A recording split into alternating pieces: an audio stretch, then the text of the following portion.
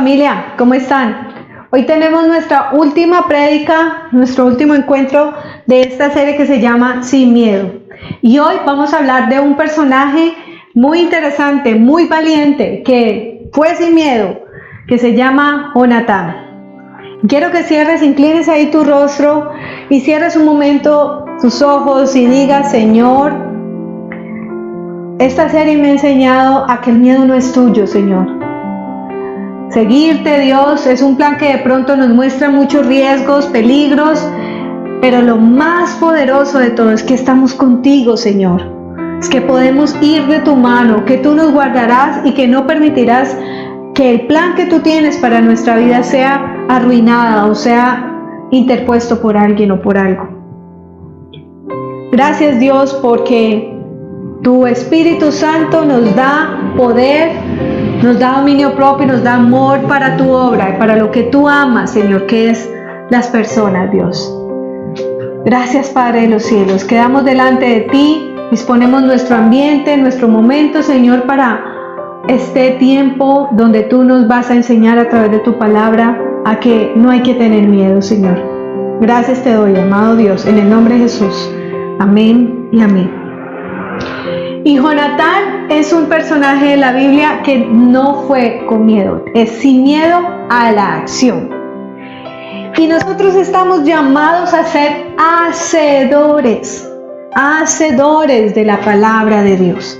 Estamos llamados a ser personas que caminan por fe, sabiendo y conociendo sobre todo las promesas del Señor para su pueblo, para los que le aman, dando pasos de fe en el camino y en la carrera que nos conduce a Jesús, sin miedo.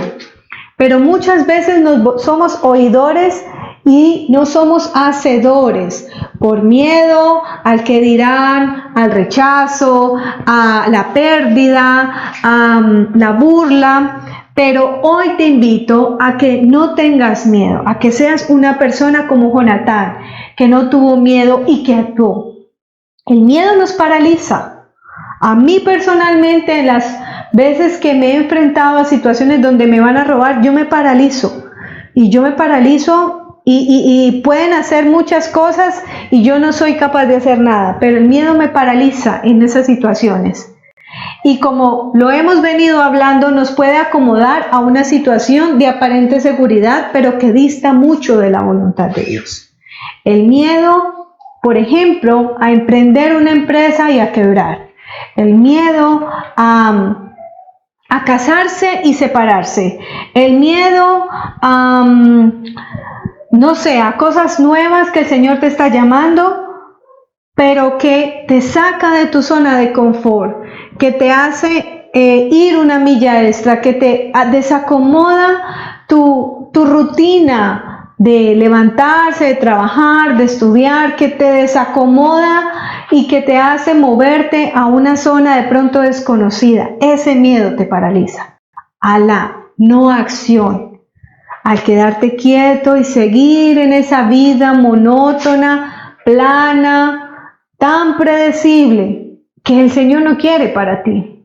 Porque el Señor, recuerda lo que veíamos con David, quiere llenarte de nuevas cosas y darte nuevos triunfos cada día.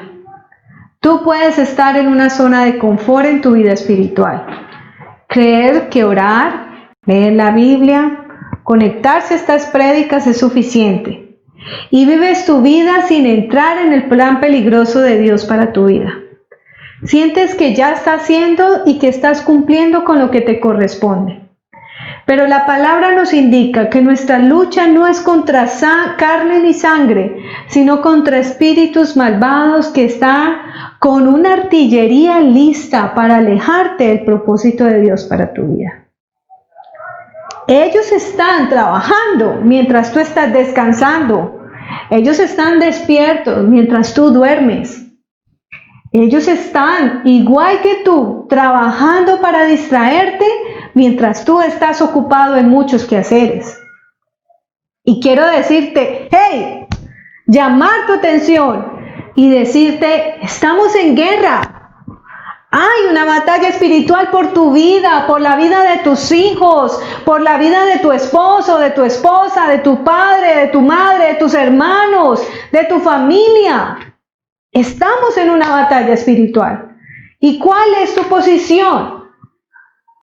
¿Estás haciendo lo mínimo para llegar ahí raspado, como cuando uno llegaba en el semestre y lo pasaban en 2.96 y entonces ese 2.96 lo aproximaban a 3 y a uno le decían póngase coderas y rodilleras porque pasó raspando la materia? Estás viviendo una vida espiritual mediocre sin darte cuenta. Y aunque tú lo quieras negar y aunque haya muchas personas me dicen a mí no me hable de eso, que eso me genera temor, eso me para los pelos, eso a mí no me toque ese tema, que yo no bailo eso.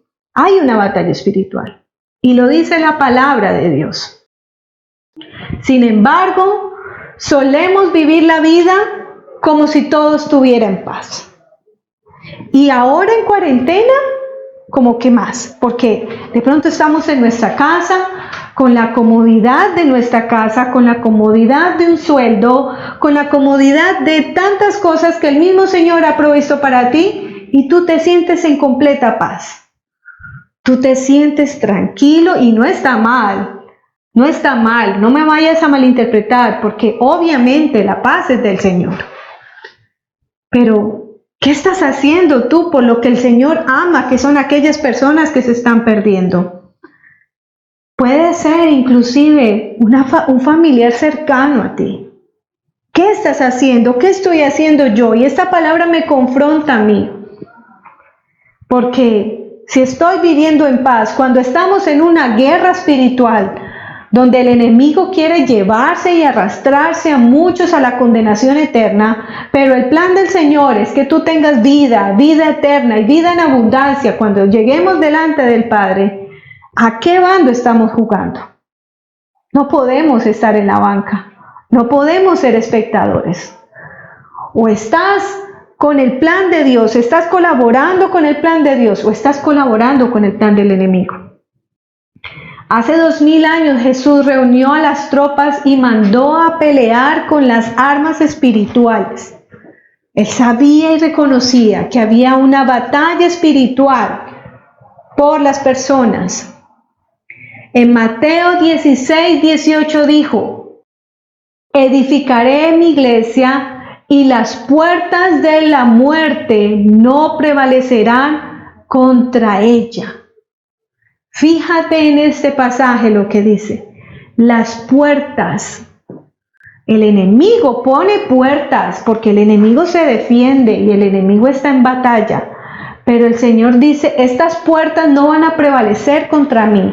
Estas puertas yo las voy a ir a abrir y a destruir y voy a coger a aquellos que están allá cautivos y los voy a ganar para el Señor. Recuerdo mucho una escena de una película que se llama, se me va el nombre, pero esa película es muy buena, la vimos una vez en la iglesia. Y esa película mostraba una escena donde el padre, era una película, El corazón del hombre se llama, ya lo recuerdo. Y el padre iba y recuperaba al hijo que estaba en una cueva, atado y destruido y abandonado, y él va hasta allá y lo recoge. Él te recogió de la miseria espiritual en la que tú y yo estábamos. Él hizo algo. ¿Cómo? Mandó a alguien que te hablara, alguien que te predicara, alguien que te compartiera. Y esa persona hizo parte de esa batalla espiritual por tu vida. Esa persona fue usada como una lanza en las manos del Señor. La palabra dice que como saetas en las manos del Señor para recuperarte. Él hizo algo y Él quiere darle esas puertas. Fidelidad no es simplemente mantenerte fuerte, o sea, mantenerse fuerte.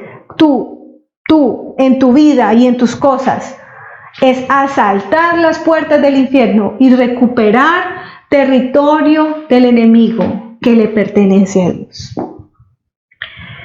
Hay asuntos de la personalidad y yo sé que de pronto tú dices, no, pero es que Paola, A ver, a mí no me pongas a predicar frente a una pantalla, porque yo no sé, puede ser que este no sea tu espacio, pero Dios te ha hecho con unos dones y con algo especial para su propósito.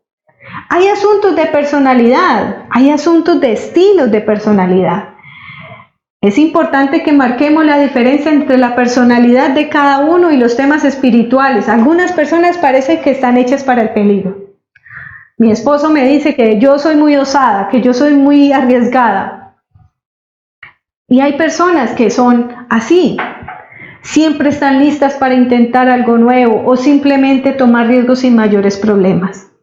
Yo te cuento algo. En estos días hablaba con mi esposo y me decía, Dios es tan bello, Dios es tan perfecto, Dios conoce tanto tu manera, tu estilo y mi estilo, que permitió que tú estudiaras lo que estudiaste para que te volvieras un poquito más cautelosa frente al peligro. Claro, yo evalúo los riesgos de las empresas. Y él me dice, si no fuera así, yo no sé qué hubiera sido de mí o de nosotros en esta relación. La profesión mía me ha ayudado a cuidar un poquito y a ser un poquito más cautelosa, pero ese es mi estilo y el estilo de mi esposo es diferente. Así que son asuntos de personalidad. Hay personas que son más calmadas, pero ahí el Señor también puede actuar. El umbral de riesgo de cada uno es distinto. Sin embargo, si el riesgo no corre por tu sangre, no quiere decir que quedes exento de tu forma de ser. Podemos pensarlo así, podemos compararlo con los dones espirituales como la misericordia o la fe. Que tú no tengas esos dones no significa que quedes exento de cumplir con esos estándares de la vida cristiana. Si no nos sometemos a momentos de riesgo, no podremos ejercitar la fe, porque es allí donde se ejercita. Y muchas veces jugamos y no queremos perder, jugamos a no perder. La mayoría de cristianos preferimos no arriesgarnos. Y nosotros queremos estar seguros y dar pasos de plomo y dar pasos firmes y Señor guíame, y eso es muy bueno, pedir la dirección de Dios. Pero muchas veces en esperar la dirección de Dios responsabilizamos a Dios de nuestra negligencia y nuestra falta de acción frente a las cosas que son claras que debemos de hacer. Porque la palabra es clara cuando dice ir y hacer discípulos a las naciones. Y compartan la palabra, sean testigos de lo que yo he hecho en ustedes.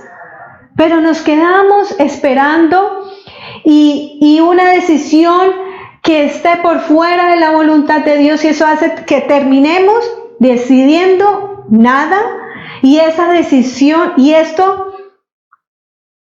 nosotros esperando a que el Señor nos confirme su voluntad, terminamos decidiendo nada.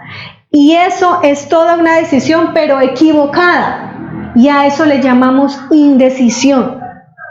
El Señor te ha llamado a ser testigo. ¿De qué forma? En tu forma de ser, en tu estilo, con tu manera de ser. No siendo una mal copia de otra persona, no. Con tu estilo, con tu forma, con tu esencia. Él te ha llamado. Pero imagínate, cuando nosotros comenzamos con la obra aquí en Tuluá, éramos muchas personas y nos reuníamos inicialmente en el consultorio, y el consultorio tenía un garaje grande y éramos varias personas, y después nos reuníamos en la casa y eran muchas más personas. No teníamos sillas, no teníamos espacio y eran muchas personas. Pero salir a alquilar un local, a tener una sede, a poner un nombre, a decir ya vamos a constituir esta iglesia, somos los líderes de esta iglesia, muchas personas se confrontaron. Y muchas personas al tener que entrar en una iglesia cristiana sencillamente no volvieron. Jugaron a no perder de pronto su prestigio, no sé si el qué dirán, o no sé a qué jugaron, pero su decisión y su indecisión fue equivocada y los alejó del Señor. Y cuando nosotros nos lanzamos, mi esposo buscaba salones grandes. Y yo decía, pero por favor, o sea, para mí eso era inseguro. Para mí eso no era estratégico, pero él veía multitudes. Él veía un espacio grande, lleno de personas. Y fue impresionante porque el Señor proveyó, dio ese lugar y fue maravillosamente especial.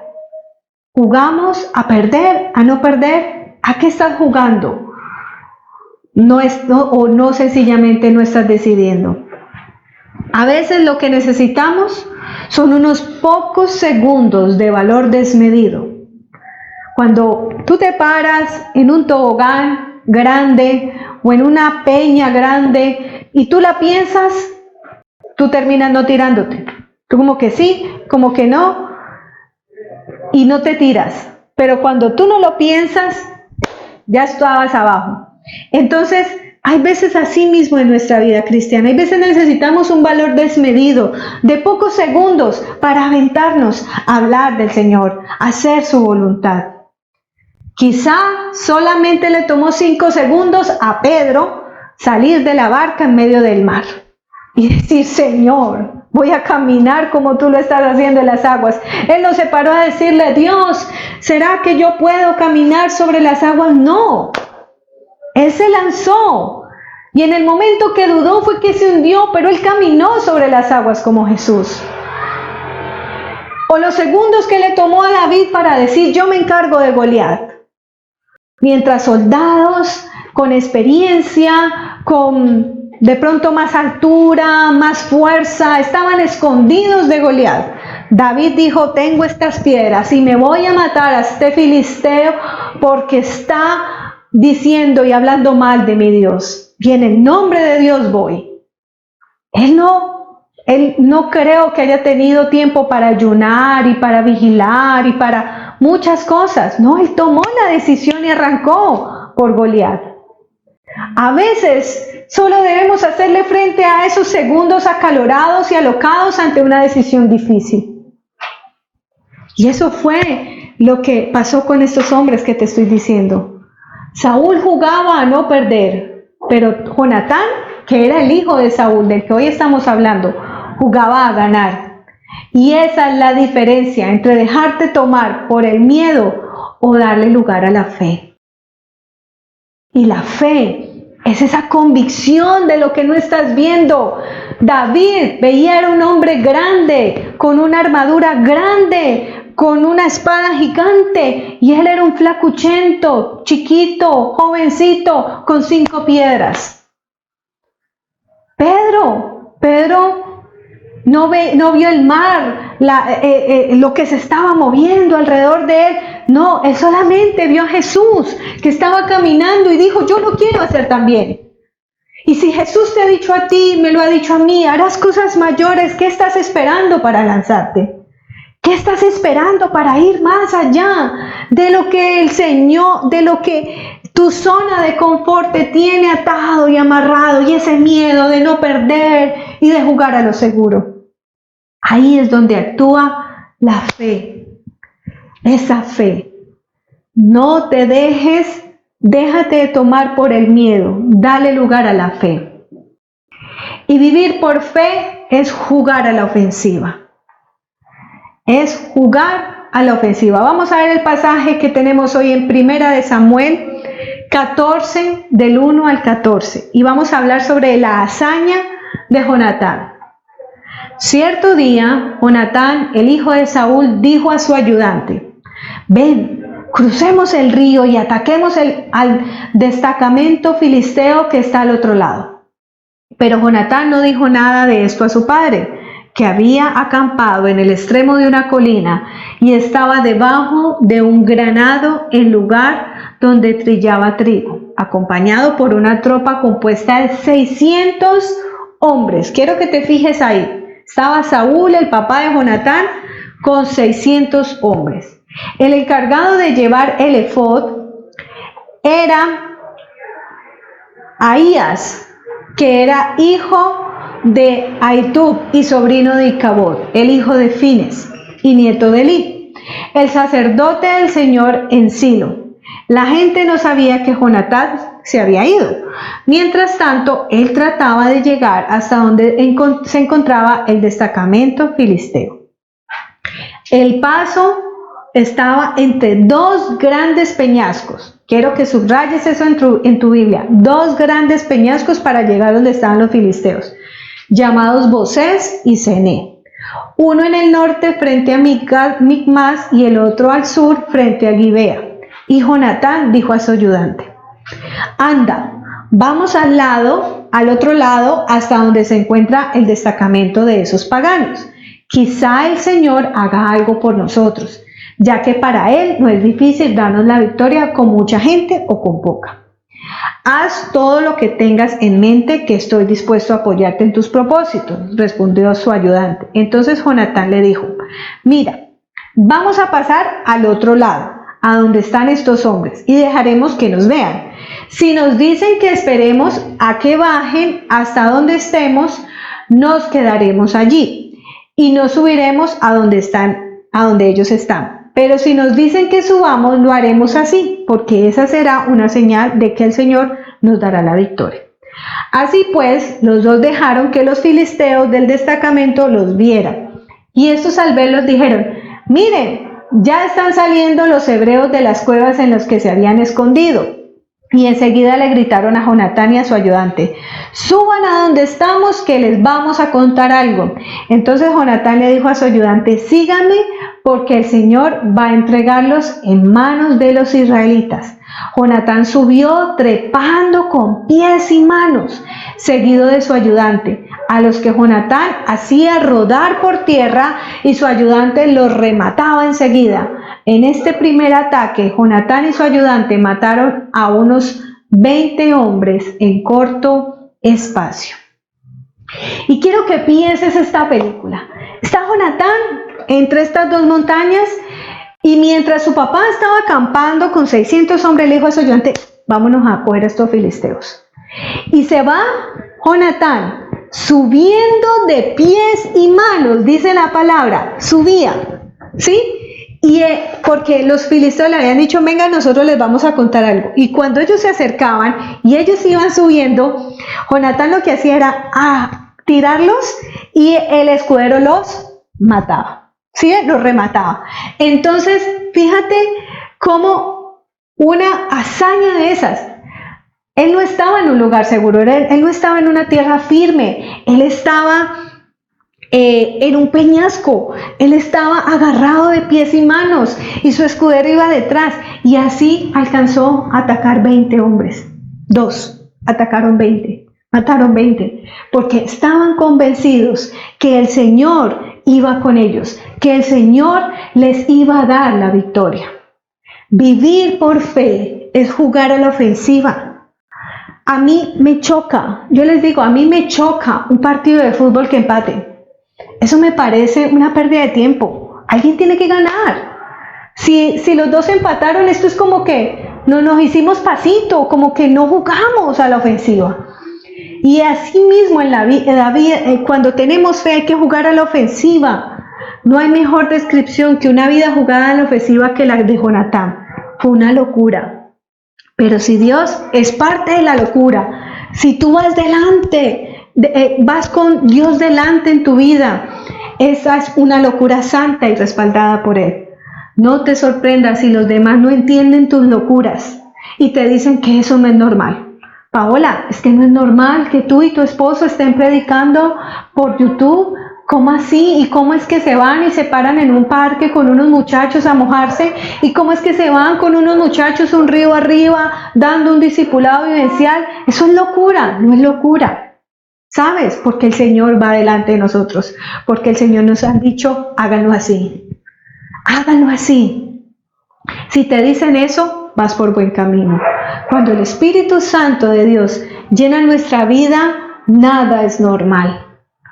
Cuando tú eres bautizado, por ejemplo, con las lenguas del Espíritu Santo, lenguas angelicales que tú no entiendes, en esos días lo vivíamos con un hermano de la iglesia, y él hablaba lenguas angelicales, y Dios, además de darle el don de lenguas, le da el don de interpretación de lenguas, y fue majestuoso. Y de pronto alguien hubiera pasado, hubiera dicho, están locos, están borrachos, pero era embriagados por el Espíritu Santo. ¿Quién quiere ser normal teniendo a Dios de su lado? ¿Quién quiere sentarse en una silla a ver solamente una prédica sin hacer nada más? Cuando Dios va delante de ti y cuando tú estás caminando en sus propósitos y en sus caminos, Dios te respalda. Dios te respalda. Para ser honestos, el plan de Jonatán no parecía riesgoso, parecía estúpido, y discúlpame la palabra, ridículo, arriesgadísimo. Era loco pensar en salirse de la cueva e irse por una montaña a alcanzar unos filisteos. Jonatán eligió la opción más difícil, peligrosa y osada de todas. ¿Cuándo comenzamos a creer que la vida cristiana es segura? ¿Estás equivocada o equivocado? Imagínate por un segundo lo que fue un enfrentamiento a espadas después de escalar un acantilado. Si tú estás aquí en Tuluá y has subido al Picacho, uno sube al Picacho con media lengua afuera.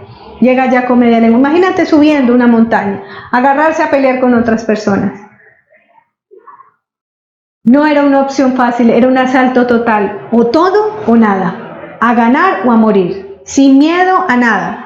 Jonatán esperaba que Dios lo ayudara. No dejó que el miedo lo paralizara. ¿Cuántas veces nuestra falta de agallas en realidad tapa nuestra falta total de fe en Dios? Ahí se evidencia qué tan grande es tu fe. Olvídate de la comodidad de tu seguridad. Sube al acantilado y ve a pelear a todo o a nada. Dios está contigo. Dios está contigo y va delante de ti. Y va a hacer cosas maravillosas cuando tú te dispones a que el Señor obre en tu vida. Cuando comenzamos a creer que la vida cristiana es segura es porque no estás tomando en realidad partido y estás yéndote a favor de la corriente. En estos días un juez fue denunciado porque no casó a 2 personas homosexuales. Porque para él era primero su fe, para él era primero lo correcto.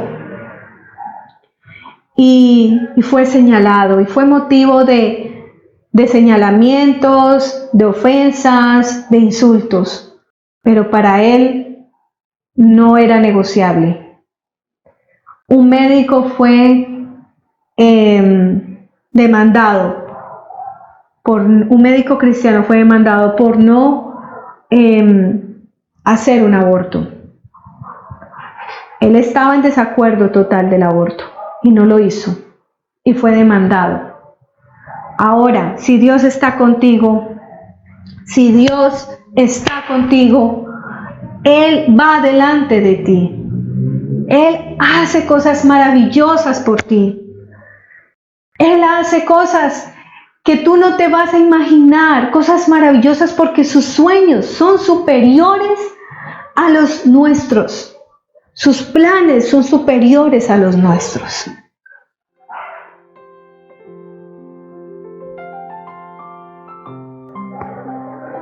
Vamos a orar y vamos a pedirle al Señor para poder vivir por fe, para vivir una vida a la ofensiva, sabiendo que el Señor va delante de nosotros, sabiendo que todo lo que emprendas, que sea conforme a la voluntad de Dios, que sea conforme a sus planes, que sea conforme a lo que Él ama, a lo que Él anhela, a su plan perfecto. Él va delante de ti. No tengas más miedo. Y vamos a cerrar nuestros ojos y dile: Señor, Padre de los cielos y de la tierra, yo te pido, Espíritu Santo de Dios, que tú vengas a mí en este momento. Yo te pido, amadísimo Padre Celestial, para que seas tú embistiéndome con tu seguridad, con la convicción de aquello que no veo, Señor, pero que creo, porque tú me lo has dicho, Señor. Tu anhelo es que muchos se salven. Tu anhelo es que muchos conozcan de ti, Señor. Tú anhelas con que yo me disponga para poder servirte y hacer esas locuras que como cristiano de pronto me tachan. Yo quiero vivir para ti. Quiero hacer cosas para ti sin miedo, Señor. Sin miedo al que dirán. Sin miedo al salir de mi zona de confort. Sin miedo a comprometerme. Sin miedo a entregar mi vida a ti. Sin miedo a dejar ese plan B. Sin miedo, Señor. Quiero vivir una vida con la valentía que solamente tú me puedes dar, Espíritu Santo de Dios. Sé que el Señor Jesús sintió que era difícil lo que iba a vivir en la cruz.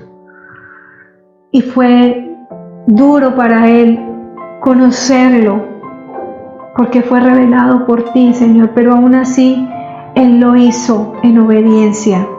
Dame esa obediencia, Señor. Dame la obediencia que tuvo nuestro Señor Jesús para morir en la cruz por nosotros. Sé que nada de lo que yo hago se compara a eso, pero fue obediente. Y aunque eso le costaba estar separado del Padre, lo hizo. Cargó mis pecados. Hizo lo que y se ganó y vivió lo que yo merecía, Señor. Así que ahora, ¿de qué me va a dar miedo, Señor? Tu palabra dice que vamos a sufrir persecuciones. Tu palabra dice que va a haber mucha persecución a los cristianos, Señor. Dame la valentía, Dios. Dame la valentía de aquella joven que murió, Señor, confesando su fe en medio de más jóvenes.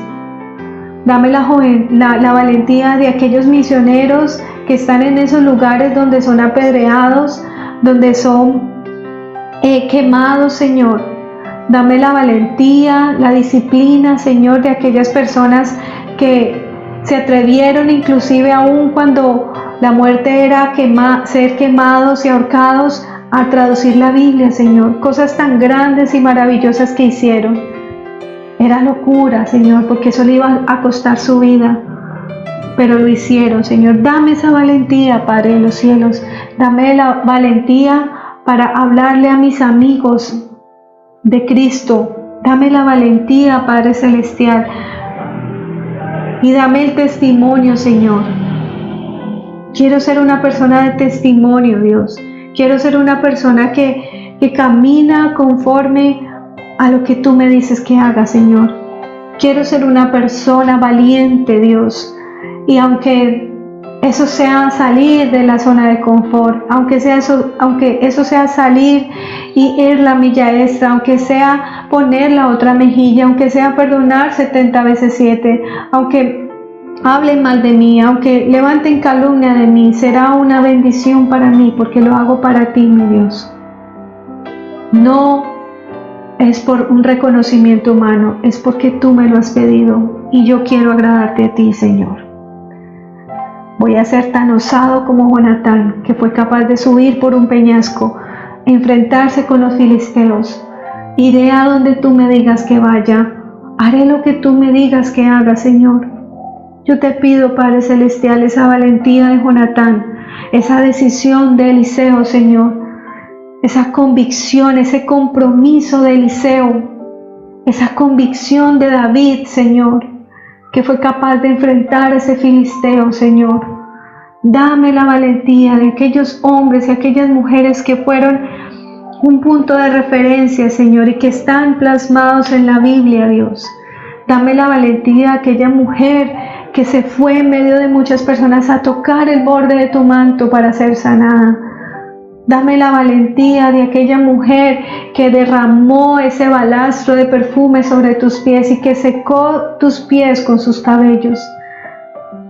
Dame la valentía de aquella mujer que escondió a esos hombres que iban por esa tierra prometida, Señor, y que por eso salvó a su familia. Dame la valentía, Señor. Dame la valentía, dame la fe de Abraham, Señor, que estuvo dispuesto a sacrificar su hijo por amor a ti, Señor. Dame la valentía, Señor. Así como lo dice tu palabra, que el que no sea capaz de dejar a padre o a madre no es digno de mí. Dame esa valentía, Señor, de no poner a mi padre, a mi madre, a mi esposo, a mis hijos por encima de ti, Señor. Porque tú estás primero, Dios. Tú estás primero. Y cuando tú te entronas en mi vida, tú acomodas todo, Señor. Dame la valentía, Señor. Dame la valentía, Dios.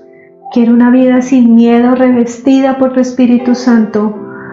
Y me equiparo, Señor Jesús, como lo dice tu palabra, con el yelmo de la salvación, con el escudo de la fe, con la espada de la palabra, con el calzado de la palabra, Señor, con el cinturón de la verdad. Y tomo partido de esta batalla espiritual, pero tomo partido por ti, Señor. Tomo partido por ti, Señor. Estoy aquí como un guerrero tuyo, Dios, como un guerrero que está dispuesto a destruir las puertas del infierno para ir por ese territorio, para ir por aquellos perdidos, para ir por aquellos que están sumergidos, Señor, en esa frialdad espiritual, en esa consumidos por su pecado, cauterizados por su maldad, ciegos y sordos espirituales, inválidos espiritualmente, Señor. Dame la valentía, Padre Celestial. Te lo pido en el nombre poderoso de Jesús. Amén y amén. Y yo te invito para que tomes partido en esta batalla espiritual. Hagas parte de la iglesia, te comprometas, te vincules, ofrezca los dones que el Espíritu Santo de Dios ha puesto en ti, va a poner en ti para la obra del Señor. Recuerda que nos estamos reuniendo los martes y los viernes a las 5:30 de la mañana por Meet, una oración virtual muy especial con los otros miembros de la iglesia. Joven, vincúlate al grupo de jóvenes. Estamos haciendo discipulados vivenciales con los niños también. Que el Señor los bendiga y nos vemos pronto. Que Dios los bendiga.